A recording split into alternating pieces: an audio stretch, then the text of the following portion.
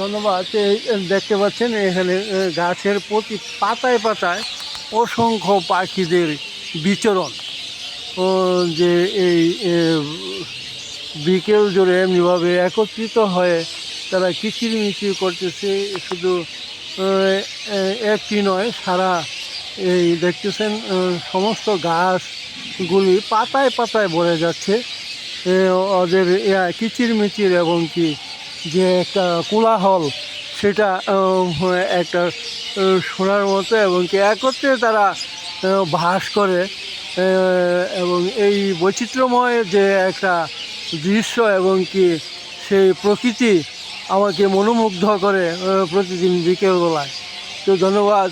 আমি প্রহরী মনিরুজ্জামান, সকলকে ধন্যবাদ জানাই।